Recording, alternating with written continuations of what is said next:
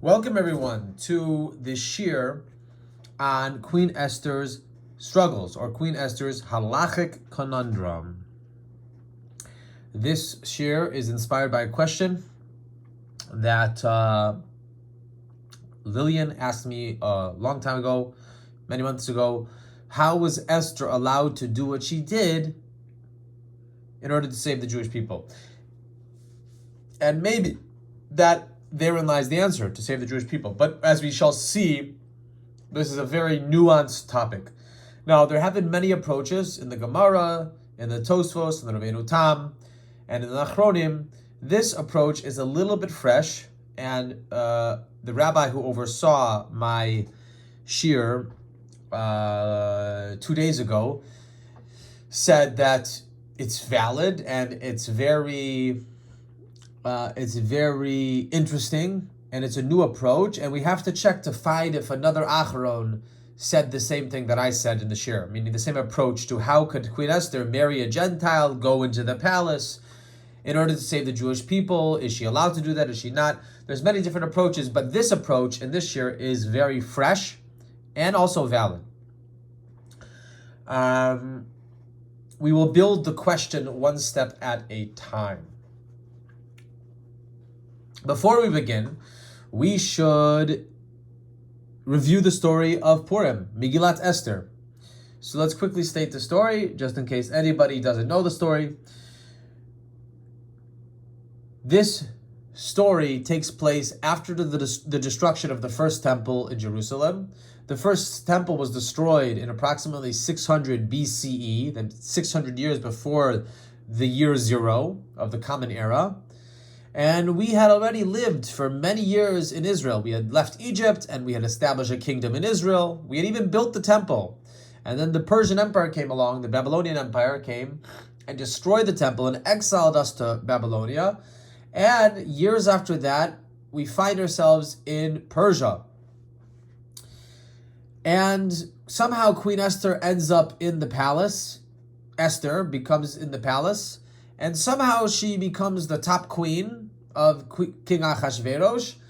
And somehow when Haman comes and tries to gain favor with the King Achashverosh in order to kill the Jewish people, Queen Esther swoops in and saves us in a heroic series of moments of happenings. And in the end, we are saved. And now we have a holiday where we read Megillat Esther, we read the story of Purim, and we celebrate by eating hamantashen and dressing up and reading the Megillah and giving matanot l'evyonim and mishloach manot. Okay, so that's the basic story. So let's start with that question. How can we create a halachic defense for Queen Esther? How is it allowed for Queen Esther to marry a Gentile king? Let's start with source number 1. So in source number 1, we see here, it's from Deuteronomy, Perek Zayin, chapter 7, verses 1 through 3. I will read the Hebrew because we don't have the English translation here, and I will translate. This is the source, by the way, of one of the 613 mitzvot, namely the mitzvah to not marry Gentiles. One of the 613 is that we are not, as Jews, allowed to marry Gentiles. And this is what it says. I'm reading from the top of the verse. In source number 1, Ki yaviacha Hashem Elokecha el haaretz asher ata b'sham el mishta. Hashem will, when He brings you to the land, in order to inherit the land, there will be many other peoples in the land: Canaanites, Perizzites, Chivites, Jebusites, all these nations. Unitanam Hashem Elokecha lifanecha. Then Hashem will deliver them into your hands, and you will win the wars with them, and then you will inherit the lands. And the last line, right here, the last line, Velo titchatein bam. And you shall not marry them. Bitecha lo titein livno. Your daughter you shall not give to his son, meaning the goyim son, and his goy daughter don't take for your son. This is the source that we shall not marry goyim. This is also the source, we don't have time to go into it for now, where we know that the mother being Jewish is what creates the status of the child being Jewish. Now, there's a couple things to point out here. First of all, the Torah recognizes this concept of hitchatnut, lo titchatein. Do not make yourself a chatan amongst them, and do not make your son-in-law a chatam from the goyim. The goyim. A chatan means groom. So in Hebrew, we have different conjugations. Lirchotz is kal and means to wash. Lehitrachetz is hitpel conjugation. It's reflexive. The action is being done to yourself. It means to wash yourself. Similarly here too, right? Lechatein means to become a chatan or lachton, or if there would be such a word. But here we have a hitpel word, lehitchatein, to make yourself chatan amongst them and to make them a chatan amongst you. That's what that word means. Lehitchatein. Other way translate this verse, do not chatanify yourself, do not groomify yourself, do not make yourself a groom and from them a groom for you. Do not make grooms with them, meaning a groom, meaning a man in a marriage, with the goyim, with the Gentiles. Okay, that's the first thing to note. The second thing to note is that the language of marriage between two Jews is completely different in the Torah's eyes. That's called likuchin, from the word lakachat, to take. From the verse ki yikach ish isha, when a man acquires a woman. And there's many ways to acquire a woman in the Torah, and that's called kiddushin. There's three ways. With keshef, shtar, obiyah, with money, document, or with consummation, and conjugal relations was outlawed as a way to marry a woman. And so now we only have two ways to marry a woman, with kesef and shtar. And nowadays we only use kesef, and that's why we give a ring at the wedding. A ring, which is equal to at least a shava pruta, the amount of a pruta, which is an ancient penny type of coin. And that's called kiddushin. And the Torah recognizes that kiddushin can only exist between a Jew and a Jewess. If a Jew tries to marry a Gentile with this ceremony, haret mikudeshet, not only is it forbidden because lo titchatein bam, that thou shalt not become a chatanify, groomify yourself with them, marry them, but kiddushin doesn't exist. It's impossible. There's no kiddushin. Kiddushin is a spiritual and legal reality that only exists between a Jew and a Jewess, between a male Jew and a female Jew. And even more than that, it's impossible for kiddushin to exist between the incest relationships mentioned in Leviticus chapter 18, Vayikra Yudchet. Meaning, if a woman is already married and you try to do the ceremony with two kosher witnesses, with a big shot rabbi who's Masadar Kiddushin, and you use the ring that's proper, and you say, Haread Mikudeshali, behold, you are married to me, Kedat Moshe Israel, according to the law of Moses in Israel, it doesn't even work. It doesn't even work. Kiddushin lo tofsin. That's the language we use in Halacha. The Kiddushin does not catch. It does not catch on. It does not catch on to the case. There's no legal and spiritual manifestation or catching of the Kiddushin. So Goyim can have Kiddushin between themselves. A Jew and a Goy cannot have Kiddushin between the Jew and a Goy.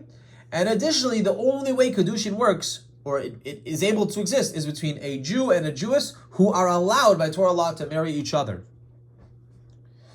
There are some cases where a Jew and a Jewess would not be allowed to marry each other and the Kiddushin would still catch. For example, I believe a Kohen who does Hareat Mikudeshet Li to a Gerusha, to a divorcee, and it goes through the ceremony, there we say Kiddushin is Tofsin, and she is his wife. But the halach is, he is required to give her a divorce because he was never allowed to marry her in the first place. So there are some situations where Kiddushin is Tofsin, even though the marriage is not allowed by Torah law. And the incest laws in Vayikra Yudchet, Leviticus chapter 18, that we read on Yom Kippur, all those incest relationships, if you try to do Kiddushin with those incest relationships, it not only is it forbidden, but it doesn't even work. Kiddushin lo tofsim. The Kiddushin does not catch. And so here we say, from source number 1, velo titchatein bam, we have a prohibition to marry Goyim, to marry Gentiles. So now we have a problem. We all know the story of Queen Esther. Queen Esther went to marry King Achashverosh, who is a Gentile, in the palace in order to save the Jewish people. Now, is that allowed? Are you allowed to go do that? So somebody suggested maybe she was forced. And as we'll see, in the beginning she was forced, if you read the language closely, but there is one time where she was not forced. The final time. The time that she goes to the king in order to save the Jewish people, she went from her own free will. So maybe you could say that that's a way out that she was forced. But even some mitzvahs we're not supposed to give up our life. For example, the basic idea is that we're talking about pikuach nefesh. So in general, we're not supposed to sacrifice our lives to follow the Torah. If somebody wants to force us to break the Torah and says, I'm going to kill you if you don't transgress the Torah, like for example, eat this cheeseburger, otherwise I will kill you. The answer is you eat the cheeseburger. That's the basic halacha. You're supposed to eat the cheeseburger because you're supposed to save your life. There are 3 exceptions. One exception is shfichut damim, murdering. The second exception is avodah zarah, idol worship, worshiping idols. And the third exception is arayot, the incest laws, the relationships that are included in Vayikra Yudchet in Leviticus chapter 18. So, sexual immorality. Those are the 3 cases where we say, in general, Yehareg ve'al ya'avor. It's better that you should die than transgress the Torah. So now we have, seemingly, a case of sexual immorality of Queen Esther going to King Achashverosh, where we say, technically, Yehareg ve'al ya'avor. Better that you should die and not transgress the Torah. But here's the question. Is that considered one of the incest laws or not? Well, was Esther married or was she not married? We will have to wait and see. In the meantime, let's go to source number 2 in order to see the original source of the law of pikuach nefesh, of the precedence of life over Torah law. So this is the Gemara in the Talmud, in the Babylonian Talmud, Talmud Bavli, Masechet Yuma, right? 85a to b. So the Gemara had already asked the question a couple lines up, where it says, how do we know that one should transgress the Sabbath in order to save a life? And we give all these different answers, and finally we end on this last answer. So we have the English here and we have the Hebrew. So you can read the English while I read the Hebrew. Rabbi Shimon ben Menashe Omer. Rabbi Shimon ben Menashe says the answer of how we know that life takes precedence over, saving a life takes precedence over keeping the Sabbath. V'shamaru v'nei Yisrael Shabbat. The children of Israel shall observe the Sabbath. Amra Torah. Rabbi Shimon ben Menashe explains. What does this mean? Chalel alav Shabbos achas kedei sheyishmor Shabbatos harbe. Desecrate one Sabbath for him to save his life so that he can live and keep many Sabbaths. Wow, very interesting idea.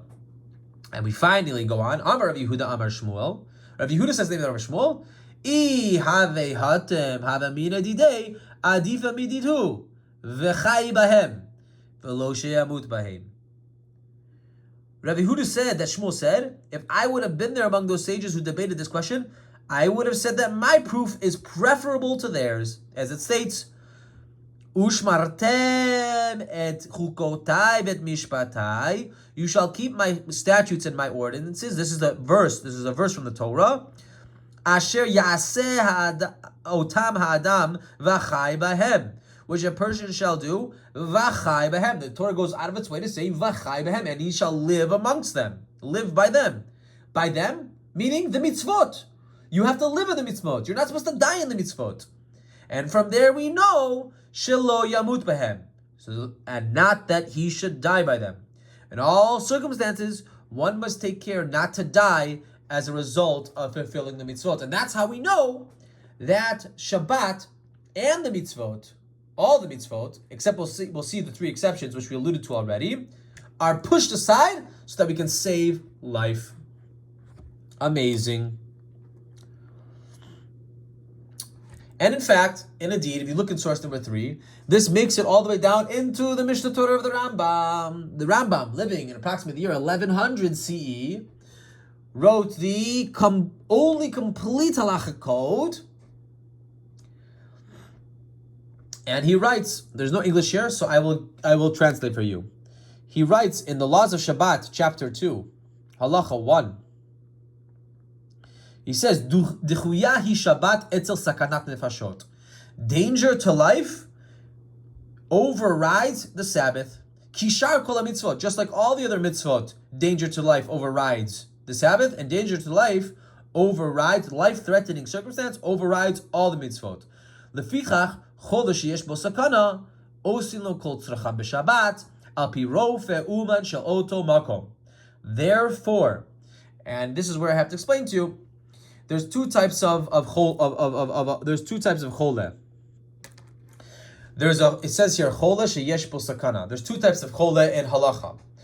There is a sick person who his life is in danger, and there is a sick person whose life is not in danger.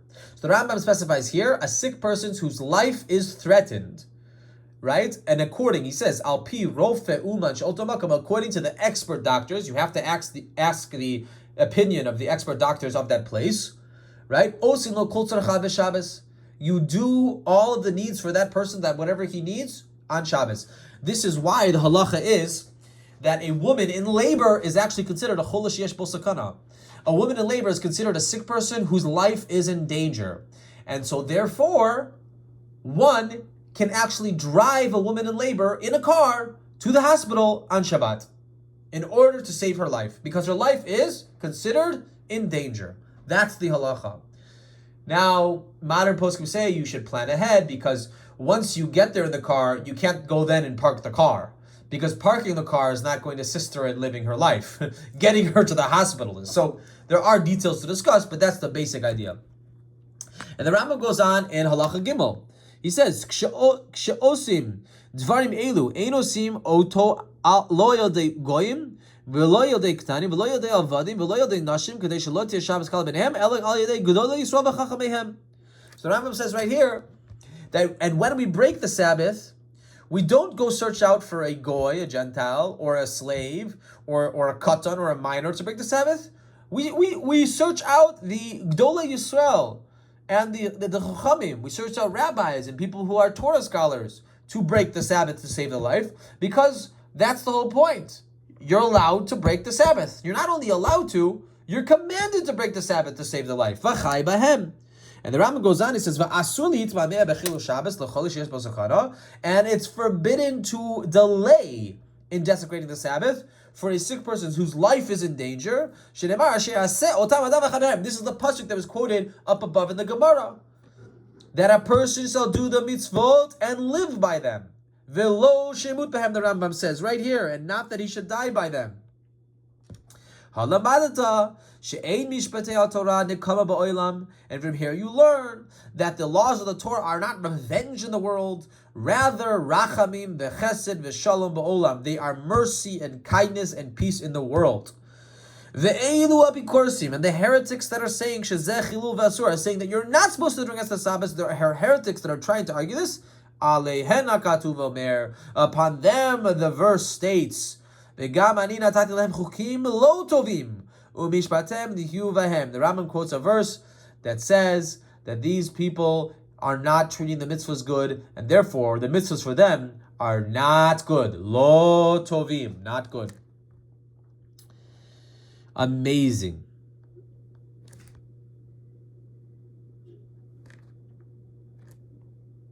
So where do we get the three exceptions? Where are the three exceptions to this pikuach nefesh, to this precedence that saving life takes over the mitzvot? So if you look in Hilchot Yesodei Torah, the laws of the foundation of the Torah, chapter 5, the Rambam goes on and he explains, the entire house of Israel are commanded regarding the sanctification of God's great name, as Leviticus states, and I shall be sanctified amidst the children of Israel. Also, they are warned against desecrating his holy name. As the above verse states, and they shall not desecrate my holy name.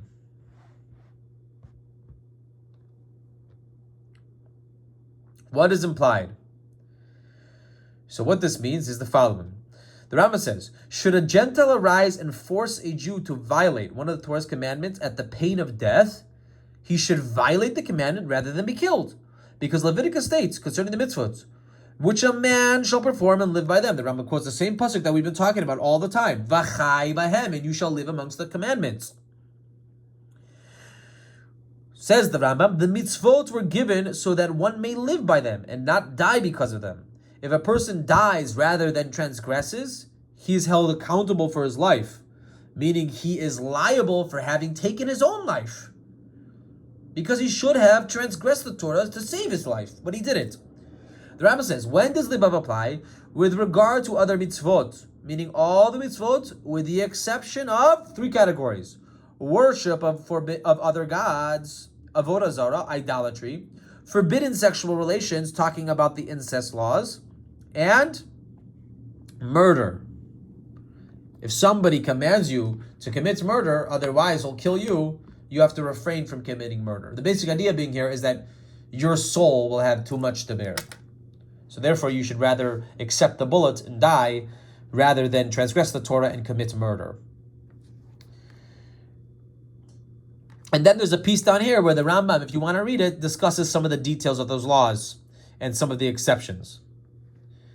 So now we see here, also in source number 5, we see the precedence that life takes even over fulfilling the mitzvah of circumcision on the 8th day. Sometimes we push it off because of fear of life of the baby. Now, let's look in the Megillah, and I encourage you to open up your actual Megillah to these sources and to read around to get the context of what's going on here. But we have the source here. In source number 6, we finally get to Megillat Esther. So what was the relationship between Mordechai and Esther? And until now, you might, if I asked you while walking on the street and I stopped you and I said, what is the relationship between Mordechai and Esther? You might say Mordechai was Esther's uncle. But actually, they had no such relationship.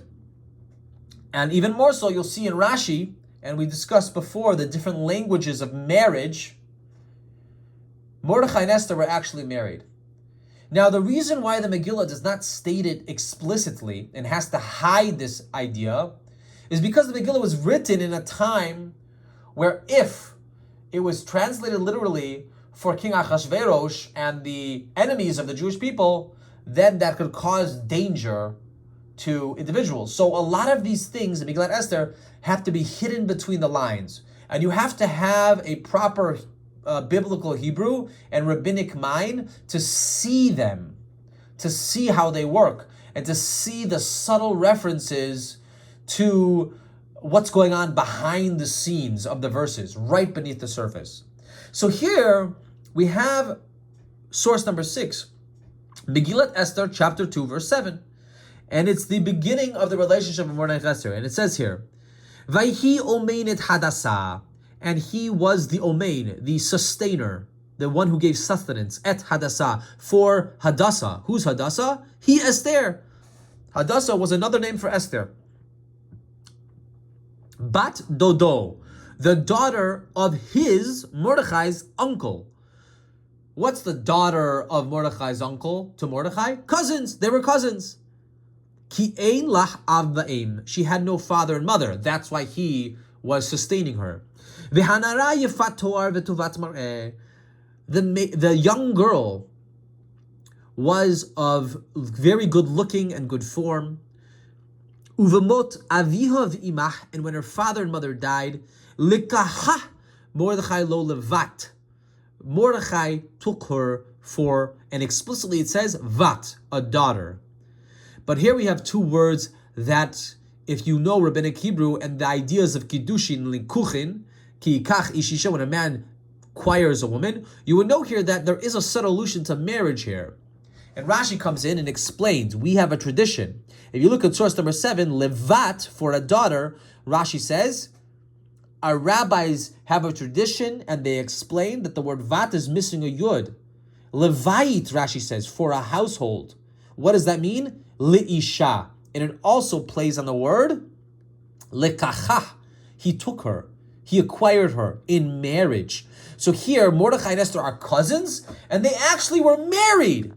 So if they were married, that's one of the incest relationships. Adultery, a married woman. Are you allowed to give up your life for that? Must you give up your life for that? Are you allowed to not give up your life in order to transgress that? Now the story gets a little bit more problematic. If Esther was married to Mordechai, which would not be crazy in those days, cousins could get married, and in fact they probably had many wives because this was 1,000 years before Takana B'Ner Gershom. It's possible that a Jewish man had more than one wife, maybe 2 or 3.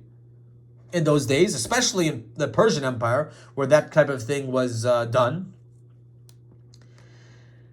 And we see here that Mordechai and Esther actually were married. And you'll see later that it's not just as one source, but there's verses later that we'll see where Esther, beneath the surface of the psukim, it's very clear, she believed that she was actually married to Mordechai. She knew it. And when they have discussions, you can tell that they're actually married. If you're just reading the English translation, and you're just reading the basic plain meaning of the text, you might miss it.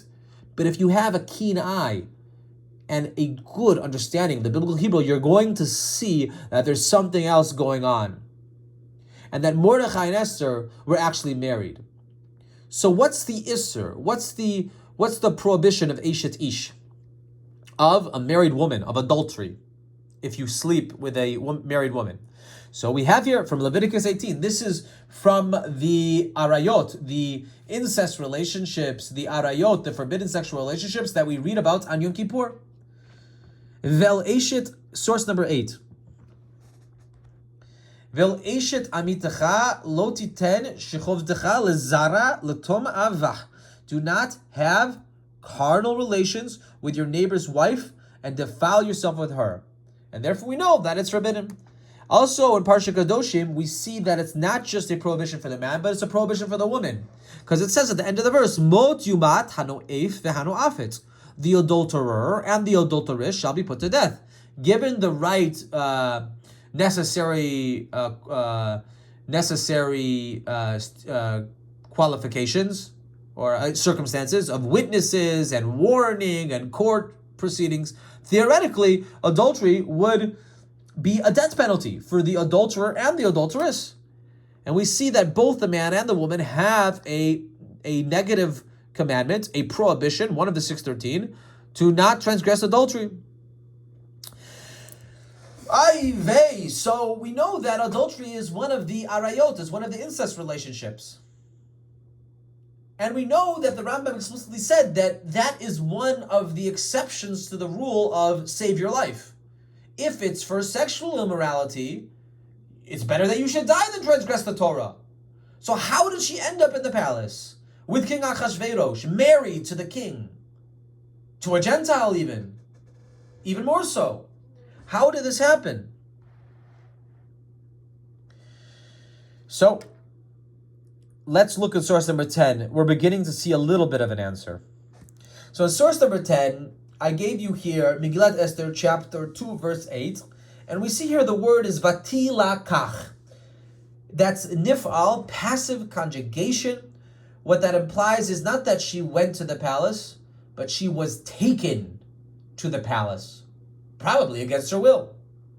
And even later we'll see that it wasn't even probably against her will, it was definitely against her will. And this language shows up time and time again. Every time she goes to the king, except for the final time, we'll see she goes of her own will. But every time that the verse states that she goes to King Achashverosh for any type of meeting or conjugal visit or relations or speech or whatever, it usually is, the language is vatilakach. She was taken. Look here what it says in English. When the king's order and edict was proclaimed, and when many maidens were assembled in the fortress Shushan under the supervision of Haggai, Esther too was taken into the king's palace under the supervision of Haggai, guardian of the woman. So it was against her will. Perhaps we could say, at least at this point, that Esther was anusa. She was forced. It's a case of halachic rape. And therefore, it was against her will. She couldn't stop it. But here's the thing. Should she fight to the death? Should she not? Should she just give in? I don't know. There are some ideas that state that she was like Karka Olam in the Gemara, that when she was with the king, Achashverosh, she was forced and she didn't get hana out of it. She didn't actively love the king. She was like Karka Olam, meaning like land of the ground, not moving. Whatever it was. This is one idea in the Gemara. But here we see that she was taken against her will. Amazing. Okay, but still we have a problem here, because it's Yehareg al Yavar. You should give up your life rather than transgress adultery. We know that that's the rule. So, let's go a little bit further, deeper into the Megillah. Here in source number 11, we see here that Mordechai himself, who was the head of the Sanhedrin, the chief rabbi of the Jews of the time, right? He knew the laws. Even though the Rambam came many, many years after him, he knew the laws of, and you shall live by them. He knew the Torah laws, and he understood that some things you give up your life for, some things you don't. And in fact, if you see in source number 11, it says, all the king's courtiers in the palace gate knelt and bowed low to Haman, for such was the king's order concerning him. But Mordechai would not kneel or bow low. Why would he not bow? Why would he not bow? Doesn't he know his life could be in danger? When Haman saw that Mordechai would not kneel or bow low to him, Haman was filled with rage. Why did Mordechai not bow? And so the Ibn Ezra and the Mefarshim explain something amazing. If you look in source number 12, I don't have the English for you, but I'll explain it to you outside. For those of you who know the Hebrew, you can read it here. But why would Mordechai not bow? So the Ibn Ezra and many of the Mefarshim explain that Haman had an idol on his necklace. And Mordechai knew that he wasn't supposed to bow down to that idol, and he knew that it was Yehareg vel Yavor. It was better that you should die rather than transgress idolatry. He knew that that was one of the exceptions to the laws of save your life. And so the Ibn Ezra asked an amazing question. Why did he stay there? Sure, he knows that if he's forced to do idolatry, this is what the Ibn Ezra says. He says he knows that he's supposed to give up his life for idolatry, to not do idolatry, rather than commit idolatry. But why did he stay there? Why did he stay in a situation that could put his life in danger? This is the question of the Ibn Ezra. And the Ibn Ezra explains, sorry, there's a plane going by. I'm going to let the plane die down. 1 second.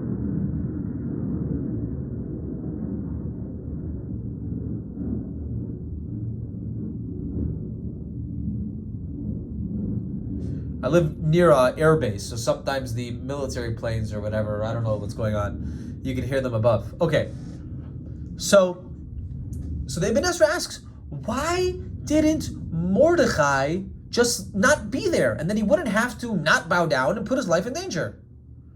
The answer is that Mordechai didn't have permission, and that he had to stand at the gate's entrance. If you read earlier in the verses, you'll see that this is true. The Ibn Ezra points out that without permission, he would have put his life in danger. So the first thing, leaving the gates, is not Yehareg vel Yavor, right? He has to save his life, so he stays by the gates. But once the idol comes along on Haman's neck, he knows it's Yehareg vel Yavor. I should give up my life rather than transgress idolatry. I'm not going to bow down to the idol. And so you see that Mordechai himself understands the mitzvot of pikuach nefesh, of when life takes precedence over the mitzvot, when life does not take precedence over the mitzvot. And this actually plays into the conversations between Mordechai and Esther later on. So here, for source number 13 and source number 14, you have to open up your Megillot, because otherwise you won't see what's going on here. So if you open up Megillat Esther, chapter 4, verse 16, it will say, let me grab a Megillat Esther. 1 second. Here it is. Chapter 4, verse 16. I'll read to you what the Megillah says there. So we have to go to Esther, chapter 4, verse 16. Here we are. What does Esther say to Mordechai? Vatomer Esther l'shiv Mordechai. Esther said to return the message to Mordechai. Lech, go. Knos et kol haYehudim hanimtzeim. Gather all the Jews in Shushan, and fast for me, and do not eat, and I will also fast day and night for 3 days, me and my maidservants. And then I will come to the king, Avo el HaMelech. And this is where we find that it was not tilakach, she was taken, but she went of her own will to the Melech. Asher lo kedat, not according to the law, v'chasher avadati avadati. And this is one of the verses in the Megillah that we actually sing in the trope of Eicha. So the music of the Megillah, when it's being laned, changes, and it now sounds like Eicha. V'chasher avadati avadati. Just like the book of Lamentations, where we mourn the destruction of the temple. So why is Esther mourning here? So if you look at Rashi explains, what does it mean that I will go to the king not according to the dat, not according to the law? Lo kedat. Asher lo kedat, says Rashi. I will read it in the Hebrew and you can follow along in the English. She'ein dat likanes asher lo yikarei. Very simple, the simple meaning, and this is the simple meaning of the text, because it's against the law to go to the king Achashverosh without being called, and you could actually be put to death for that. But the Medrash explains, and this goes on the word kadat. Asher lo kadat, kadat Moshe v'Yisrael, according to the law of Moses and Israel, according to Hashem's law. As we say, Harei ad mikudeshet li betabatzo kedat, according to the law of Moses and Israel, you are now betrothed to me. Kedat, the law of adultery, the law of marriage, the law of Hashem. Says the Medrash, and Rashi quotes it, she'ad ata be'ones. Because until now, every time I went to King Achashverosh, from the beginning until now, it was be'ones. It was rape. It was against my will. Ve'achshav beratzon.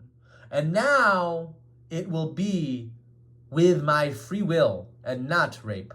Not halachic rape. And this is what Esther is saying to Mordechai.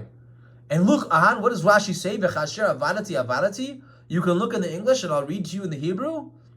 V'chasher avadati avadati. V'chasher hitchalti leilech liibud eilech ve'amud. And just as I've begun to go to destruction by appearing for Achashverosh not being summoned, I could die, I will go and die. But the Rashi quotes the Medrash. What does it mean, avadati avadati? Kasher avadati mibeit Abba. I was lost from the house of my father because my father died. I'm going to be lost from you too, Mordechai, because I'm married to you. Because now that I'm going of my own will and I'm getting conjugal relations with this Gentile, Ani asura lecha, I will now be forbidden to you. That's the law. If a married woman sleeps with a man who is not her husband, then it's forbidden for the husband to be with his wife anymore. And Esther knows the halacha, and Mordechai knows the halacha, and they both know the laws. And so Esther is mourning, V'chasher avadati avadati. I will lose out on my connection to Hashem. I will lose out on my connection to you. I will lose out on my connection to the halacha, to my Judaism, to my soul. And yet, I'm going to do this to save the Jewish people. But still, we have a question. How is she allowed to do it? And to answer that question, we have to go to source 14 and source 15. Let's look at source 15 first. And this is what Mordechai says to Esther before she says, I will go to the king of my own will. The verse that we just saw up above in source number 13. 12 and 13. Look what Mordechai says. Ki im hacharish tacharishi ba'is hazot, because if you are silent at this moment, revach vehatzala ya'amod ayudim mimakom acher. relief and deliverance will stand up for the Jewish people from another place. And you and your household and your generations, your grandchildren and your great-grandchildren might be lost. And here is the simple meaning of the text. Umi yodea, and who knows? Im le'et kazot higat lemachut. If it's for this exact reason that you came to be the queen, the head queen of all the land, the most favorite queen of Achashverosh. Who knows? Maybe this is the reason why. That doesn't make any sense. Who knows? It's either forbidden for her to go to the king or it's not forbidden for her to go to the king by her own free will.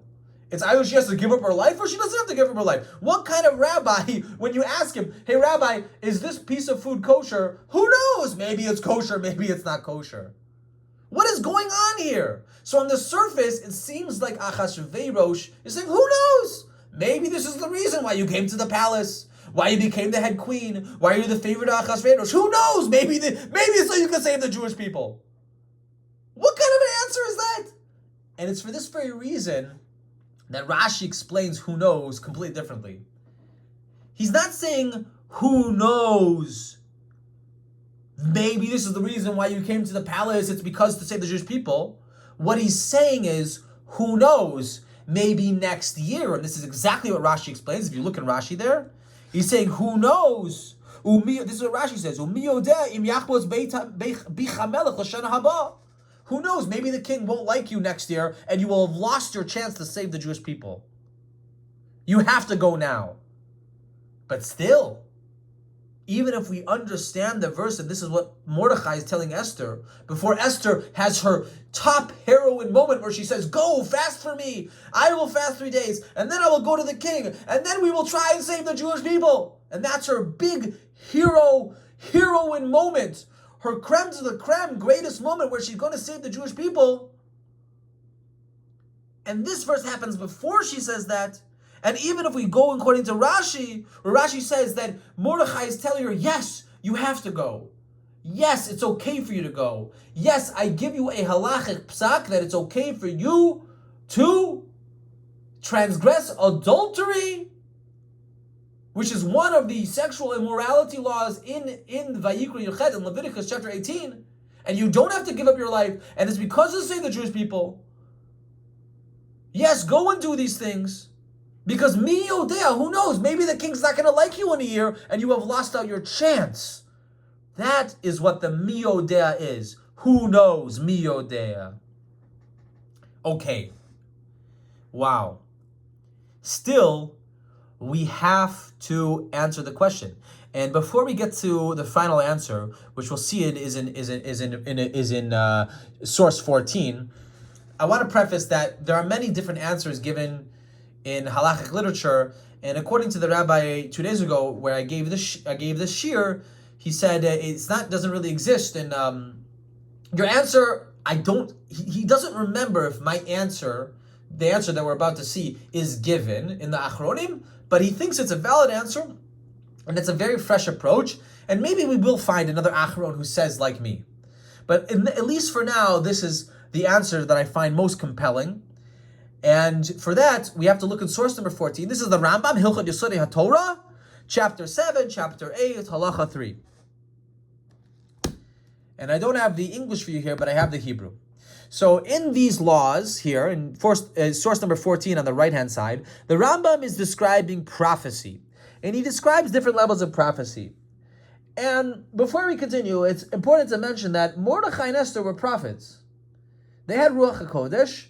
There are different levels of prophecy. Perhaps they were the lowest level of prophets. I mean, there's no mention of a discussion with Hashem, or even Hashem's name doesn't explicitly appear anywhere in the entire Megillat Esther. But since Mordechai and Esther, and there's different opinions who wrote the Megillat Esther, but there is one opinion that Esther and Mordechai themselves wrote Megillat Esther, or at least the beginnings of it. And that book made it into the Tanakh, and if it's in the Tanakh, then it's a prophetic work. And if it's in a prophetic work, then that is considered to be nevuah status, prophecy status. And why is that important? We'll see. So the Rambam here in source number 14 on the right side says the following things. He says, So the Rambam explains that how do we know if a Navi is a true Navi? He says, not by miracles and wonders. If you perform a miracle, that doesn't make you a real prophet. That means nothing. Okay, it's great that you made a miracle, but that doesn't mean anything to make you halachically a true prophet. What makes you a true prophet is that, number one, if you're a Jew, then it's much more difficult to become a prophet. Number one, you have to be a tzaddik. You have to follow all the laws of the Torah and be perfect in your actions. And number two, you have to predict the future in detail time and time again and prove yourself as a true prophet. There are some exceptions and some details about if you predict good things versus if you predict bad things, but that's the basic law. And here the Rambam explains in source number 14 the following. If the prophet says to us, we know that he was a kosher prophet up until now,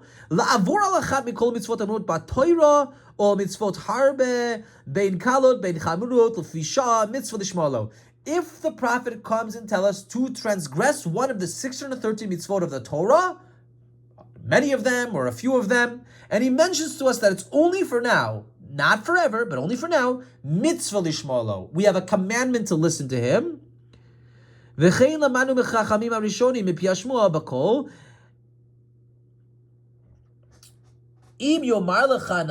prophet says to you, Avor al divrei Torah, you shall transgress the Torah, then you have to listen to him. But there are a couple exceptions. So the example that the Rambam gives here is Eliyahu Hanavi in Hara Carmel. So what was the story of Eliyahu Hanavi on Hara Carmel, on the Mount Carmel mountain, where I lived next to the Carmel mountain actually for a year. We visited Merat Eliyahu, the cave of Eliyahu. So what is the story of Eliyahu Hanavi? Eliyahu was going up against the Nivyei Habal, the fake prophets of the fake god called Baal. And they were sacrificing on Hara Carmel sacrifices to their god. And Eliyahu challenged them. And Eliyahu said, if Hashem is the true one God, then my sacrifices that I prepared, a pillar of fire will come down and it will consume my sacrifices that I am preparing for Hashem. And lo and behold, a pillar of fire came down and he was able to be machish, he was able to fight and to prove wrong the prophets of the idolatry of the idol-worshipping Baal. They were worshipping the Baal, which is an idol god. Baal, that's not a true god.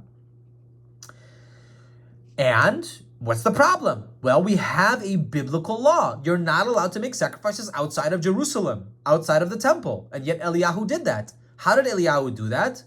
Eliyahu explained, it's only for now, and it's only to fight against the Nivyei Habal. He says the following. Because the pasuk says, Elav Tishman, you have to listen to the Navi if he's a kosher Navi. He says right here, V'ilu sha'alu et Eliyahu ve'amru lo. And if we had asked Eliyahu, if we had asked Elijah the prophet, Heach na'kor ma shekatuv b'Torah, how are we uprooting what is written in the Torah? Pen talel lo'atecha b'chol makom, you're not allowed to make sacrifices outside of Jerusalem. Haya omer, he would have said, Lo ne'emar ela hamakri b'chutz le'olam chayev karet k'mo shetzivah Moshe. If you say that this law, we're now forever going to be sacrificing out of Jerusalem, this is, by the way, what the Samaritans did, and the Samaritans are not true Jews, and they're not the true Israelites. They're ancient cosplaying Jews, right? What did Eliyahu say? Lo ne'amar elamakri ba'olam haya chayiv karet. You will be chayiv karet. Technically, it's a sin that you get karet for. But Eliyahu said, here's an exception. Aval ani akriv hayom b'chutz bidvar Hashem kedei lahachish nivi abal. I am doing it just for the day, just for now, in order to fight against the fake prophets of the Baal fake god. To fight against idolatry, idol worship. Ve'al derech hazot, says the Rambam, im tzivu kol nevim la'avor lefisha mitzvah lishmolhem. If the prophets come, the Rambam says, in this way, and they say that just for now, eat the cheeseburger, for a specific reason, and they explain, then we listen to them. But if they come and they say that this mitzvah, the 613 mitzvah of the Torah, is changed forever, like many other religions that came after Judaism, then we come and say, you're a false prophet. How do we know? Because Moshe Rabbeinu told us in our Torah. And the last words of the Rambam, he quotes the pasuk, "Lanu ulvanenu adolam la'asod et kol divrei haTorah hazot." It's for us and our children forever, ad olam, to do the Torah. If you're trying to change the Torah, we know you're a false prophet. Maybe that's what happened. Maybe that's what happened with Mordechai and Esther. Mordechai was a prophet, Esther was a prophet, and Mordechai said to Queen Esther, Lefisha, just this time, I give you a psak as a Navi, as the chief rabbi of Sanhedrin, to go and transgress this adultery law. That's one of the Yehareg Val Yavor, is one of the better that you should die rather than transgress. Why? In order to save the Jewish people. And furthermore, we should end with the following idea. Look at what Mordechai says to her. He never says that you have to do it. He says to Queen Esther, I know by prophecy and by my halachic psak that I'm a posek and a rabbi and a prophet, and I know that you have permission to do this. But I can't tell you that you have obligation. You have no chiyuv. Ein chiyuv. There's no obligation. Why? Look what he says. Revach v'hatzalah yamor leidim makom acher. Relief and deliverance will stand up for the Jewish people from a different place. You don't have to do it. Hashem's going to save the Jewish people anyways. But if you want, I, as a prophet, as the chief rabbi, as your husband, I know that you have reshut, you have permission now, lefi sha'a, just for this one moment, to transgress one of the gravest sins in the Torah in order to save the Jewish people. And what does Queen Esther respond? Look what she responds.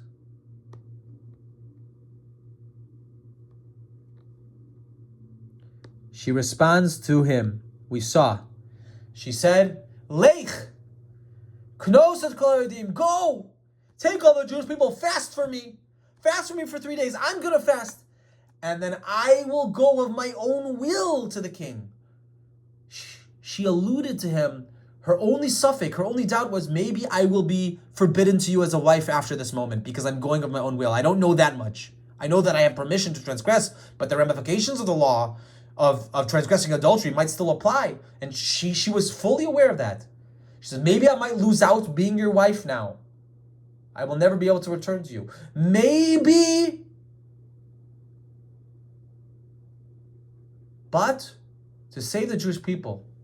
And she says also, maybe I might lose out my olam haba. Kasher avadeti. This is something that Farshim explain. I'm going to lose out my connection to Hashem, my olam haba, my connection to you. But to save the Jewish people, I understand that this is what I have to do. Have a wonderful rest of the weeks leading up to Purim. And may we have an amazing Purim where we recognize the richness of our Torah and the halachic complexity, legally, spiritually, and may we go from strength to strength. And may we all see the days of B'Heru Imenu Moshe Mashiach. Have a wonderful, good Shabbos of Parshat Shkalim 5786. And I'll see you guys on the other side. Bye.